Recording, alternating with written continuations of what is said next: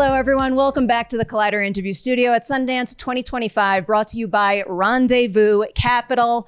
We are here, of course, celebrating independent cinema, but we are also here in support of LA Wildfire Relief Live, which supports 5 organizations that work tirelessly to help those impacted by the wildfires. If you would like to jump in and support, please head on over to lawildliferelief.live and you can donate right there. Thank you in advance for helping out. Without further ado, I will introduce the team behind Two Women. Huge congratulations on your movie. I'm so excited to dig into it. So clearly I know what Two Women is, but our audience, because it's a festival debut, might not know yet. So Catherine is our screenwriter. I'm going to give you these duties. Can you give us a brief synopsis of your film? Sure. It's the story of two women, two neighbors who are for different reasons bored at home. One is on leave from work, and the other one is on maternity leave. And they feel that they've been trying to do the right thing to be happy, yoga, take care of themselves, do all these things, and then in the end they're not sure it's working. They're waiting for the payoff, which is not quite coming. And they decide to rebel a bit by just start having fun and flirting with the delivery guys. Digging into crafting the story now. So this movie is based on a play you wrote, which is based on a 1970 movie. I have a big 2-part question about that. Can you tell me something about that original movie and this film that stays the same, that will still appeal to a modern audience to this day, but then also tell us something you had to evolve for contemporary audiences? Well, I think both movies are from the woman point of view on like sexuality and freedom. So that's the same from the 70s movies and the 70s movie and today. And I think it's interesting to just like dig into like what's expected from women from the 70s and from the 70s and today. Like where is the pressure coming from? Is it from us? Is it from society? So that's what we dig into in this new version. So looping you in now, Chloe, I was reading, I believe it was your director's statement, and I know the two of you were very much in line on the story and the themes that you wanted to explore, but what was it about her script that maybe made you say, like, I see space in this idea that I could bring my own unique voice as a storyteller to? Speaking of voice, I'm sorry, I'm kind of losing mine. As you should. You should be celebrating your movie and talking about it nonstop. I'm just so excited, you know? You know what's funny is like, I've known Catherine for a while. She's an amazing playwright, and I've seen her plays, and I was always kind of asking, if you have something for me, please call. And one day she called and she said, you know, I'm adapting, Two Women in French is Deux Femmes en Or, and would you do it? And I just said yes, and I didn't even read the script. And then I just, you know, and I was like, but what if it's not good? But I read the script and the tone of it was just so unique. She has a unique voice. The dialogue is just so precise. The humor is so strong. So I felt I could contribute because, you know, I always like complex women, and these are just beautiful, complex women. So this is the kind of story that I like to tell. I think it was a great fit. Yeah. Speaking of your complex lead characters, this movie basically hinges on your chemistry with each other. So I am curious, what is the first thing you saw in the other that made you think maybe like, yes, you are the Florence to my Violette and vice versa? Well, to be quite honest, I would say, first of all, physically, we're so different. And I thought I know it's kind of like, it looks a little superficial, but it's not. Physically, there was something very interesting, I think, in the fact that she's small, I'm tall, she's blonde, I'm brown. And I think that, correct me if I'm wrong, but I do think that in the movie, the character of Florence is kind of the engine. She's like the one, you know, pulling, like trying to get out of her misery, or not of her misery, but her boredom. Is that a word? Boredom. So, and her character kind of leans on me, on Florence's character, and decides to, you know, to bloom in the same way that Florence did, I think. Mm-hmm. Yeah, no, totally. I see, like, our differences is also what brings us together in a way. And I thought for sure, like, Karine's humor. Karine is like such a fine comic and such an intelligent one. So I thought she was beautiful to watch when we were shooting. And I think my character was a bit more into her nostalgia or in her own kind of, like her solitude and in her own world. And then she meets her and blooms because of her and because of them together. And those differences, they just so different, but that makes them shine. Both. The differences gave it like a bit of like an electric quality, and I really appreciated that. So great chemistry on screen, but then also I feel like chemistry behind the scenes is really important. So I'll stick with you two and loop you in, Chloe, on this, because it's something that you said in our notes that I don't know, I just liked it, made me happy. You said it's funny to make new best friends at 36. And then you went on to say, I think it comes from the fact that we had to be very vulnerable with each other during the making of this film. So for each of you, kind of phrasing it somewhat similarly as what I said before, do you remember the first time that you looked at each other and maybe thought to yourself, like, we're not just good creative collaborators on this film, but I also just met a best friend? That's because I don't think they know that I've said that, but I didn't even know really you nice. considered us as friends. yeah, I don't know when that happened, but I think I would say very early in the process. The first dinner we had. Yeah, we did a dinner together. I forgot about that. Yeah, we went to dinner before filming, and it was just complete chemistry, like all the way. And we wanted to tell the story the same way. I think we were just driven by the same, I don't know, fire. And it's just, yeah. Very quickly, we were into like, how are we going to make this? Very quickly, we were into the art, I would say, like constructing the movie, the characters, how she was going to shoot the sex scenes, like the nudity, everything. That was a very important thing to us.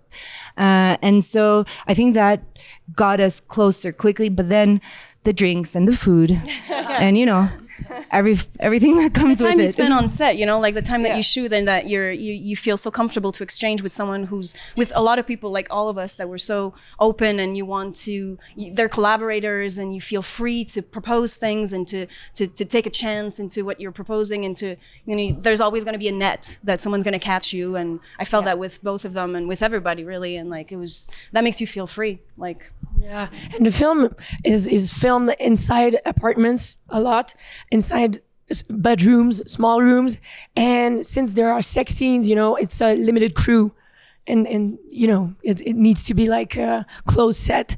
So I think also it brought us together to be always in those kind of little rooms. I'm also thinking about Juliette, you know, who was always in hotel rooms, and we were all just stuck all together in a way, and it brought us closer, I think. Yeah. I'll stick with the three of you for a moment longer to follow up on something you've mentioned briefly. And also it was another thing that I had written down from our press notes here. You had mentioned that the three of you and your cinematographer, Sarah, I believe, had fascinating conversations about the representation of female desire. Can you maybe walk us through some of those conversations? And I guess maybe what you discovered about depicting it that other movies aren't doing, but maybe should consider. Yeah, well, you know, it's a film about women that looks at men. And sometimes in film, when that happens, we still look at, you know, women's bodies. So it's like, okay, no, we're in the point of view of the filmmaker looking at the women. And that's not what I wanted to do. I wanted to be in their point of view of their object of desire. So we're kind of looking at the man actually, and a woman too. But we're looking at them and we're really into their point of view. And also I wanted to play with the nudity because I know people expect nudity in the film. I knew that because of the previous film also. And I was like, okay, you want to see nudity? Sure. We'll have a close up on breasts, but it's going to be like when she's pumping milk, you know? So can we play with that? And in the sex scenes, it's mostly the sensation that I wanted to bring closer. That's what they're lacking in their lives. Connection, not sex. Yeah, sex, but connection, another human being. So those sex scenes are really taught in that way, you know, how they connect. And quickly we thought about the nudity thing. We thought it'd be super interesting. I'm just saying again what you just said, so I don't know why I'm saying this, but we thought it was really interesting to have nudity outside of the sex scenes. And I think that I actually think that there's something even sexier in that, to see women kind of like free, living in their houses, walking naked. For me, sensuality really comes from those scenes more than the actual sex scenes. To see a woman feeling completely free and in possession of her body and connected to her body is kind of like, that's pretty damn sexy to me. So we had that conversation about it too. And also like everything, all the details, like, are they shaved or not? And if yes, why? And if not, why? Like what should it look like? And we really went into the details, and that was a lot of fun. It all adds up to it feeling authentic and real, and probably having a lot of women out there see themselves in these characters. And I like that quality of the film quite a bit. Coming down the line now, Sophie, I'm going to come your way first. I mean, you obviously know I'm a massive Yellowjackets fan, but one of my favorite things that you have been doing recently is you are on this super popular show, but then I get the opportunity to see you on the film festival circuit. And I think that's a really important thing to do if you want to. Clearly you do. Can you tell me a little bit about, I don't know, maybe what it was about the last time we spoke, it was for Irina's Vow, and now this, that makes you think like this would really complement my work on Yellowjackets and help me continue to grow as an artist while working on that series? I mean, indie movies are such core to me. Like, it's how I grew up and it's how I started, and it's what made my career possible abroad. And there's just something very intimate about smaller film crews. And there's the sense that because it's a limited budget, people are really there for the right reasons and are very committed to the art space of it. And I just remember every smaller production I like, indie movies, people are just so committed, and I love the intimacy, and especially shooting back home in Montreal. It's people that I've seen before, that I've worked with before, and there's this sense of familiarity. I don't know if that's a word, but it just feels very familiar, and it feels like home. And there's also just less pressure, and so sometimes for me it's fun because I get to explore a bit more and to take more risks and to not feel so intimidated by doing so. And so this was a perfect opportunity. I've never really been able to explore comedy. And although this is like, it's comedy, but it has like a darker side to it, and it's emotional and it's touching as well. And it has a lot of different facets to this movie. I think it was fun for me to play a character that's a little more on the caricatural side and to explore that comedic sense that I've never really been able to play before. Given what you go through on that show, I like having that release for you. It's definitely fun to be a little lighter. Yeah. Juliette, I'll come your way next. So your character has limited screen time, but like her perception of this situation is like very, very impactful. And I am curious, did you have maybe an aha moment when prepping to play the character, just in order to figure out like why she understands and feels so invested in his situation with his wife? Yes, actually, when I first wrote my scenes for the casting, I was, oh my God, I was fascinated by it. First I thought, oh, she's kind of like me, but it reminded me of my girlfriends and the conversation we have and how we stalk and how we witness some very intimate things online nowadays. And of course with me too, I feel like everyone had the freedom to speak up more. But my character, I think it's fascinating how she's using her boyfriend, it's not her boyfriend, but as a tool, as a complete object, and there's no question about it. And I think that's really funny because we all do it, like, to a certain extent. It's a secret, but we all do it. And saying it out loud like this, it's funny, it's beautiful. And I when I prepped for my audition, it was this scene where I tell him that, I don't want to go out with you because I don't think you're that hot. I actually think you're pretty ugly. And that's exactly why I want you. And it makes sense. We're in this, and there's also this scene where we share about how this world is so clean and everyone wants to look good. But deep down, we want to be disrupt. We want to dirt. Yeah, exactly. And I feel like that. And so I thought how fun to play something that's close to me, but that's also, I don't know, dangerous. Like she feels she could ruin everything when she's at the hospital with them. She could just spit it out like, oh, we're having an affair. She has no boundaries, no sense of like social. Well, she kind of has, but I love this freedom, and it was truly such a blessing to have this crazy character. One of my favorite things with a supporting character is when I could feel that whole world existing kind of like adjacent to the main narrative. And I felt a lot of that while watching it. Manny, you're next up on my list here. And I'm just going to highlight the obvious. You're sitting at this table in the middle of a bunch of wonderful female artists, which is just the coolest thing ever. What does it mean to you to be a part of a project that focuses on female desire and working with all of these wonderful women? What does it mean to you, I guess, to support them, but also what did that give back to you?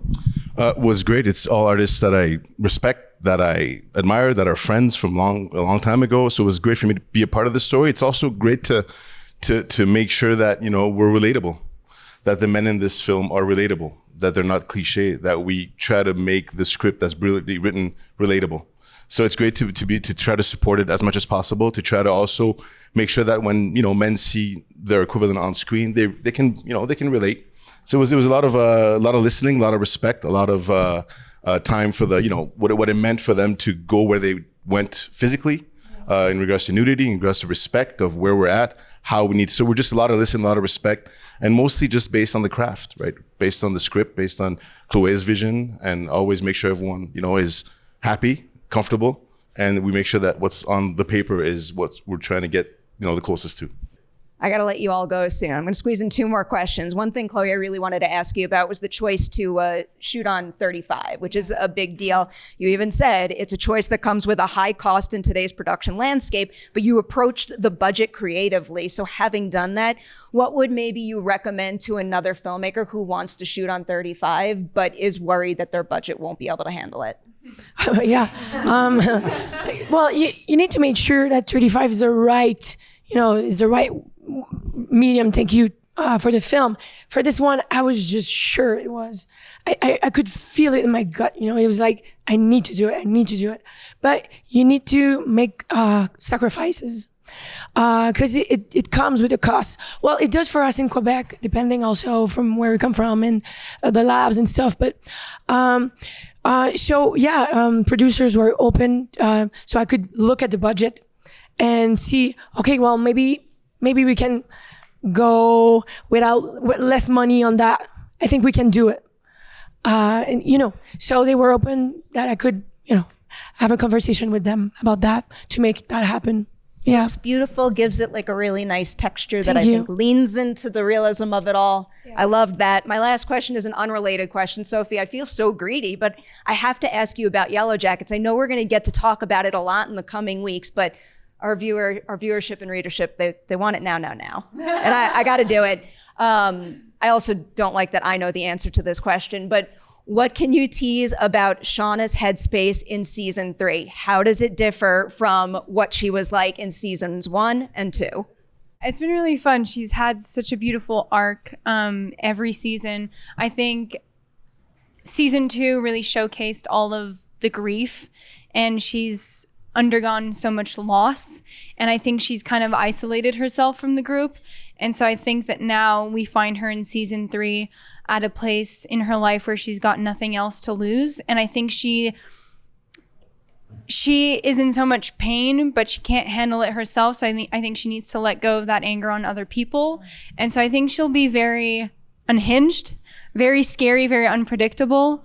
And like I said, nothing to lose. So she's kind of unstoppable this season. Very good, appropriate tease. Job very well done. Also, sincerely, job very well done on Two Women. I have very high hopes. It's going to get a very big reaction tonight. Congratulations. Thank you.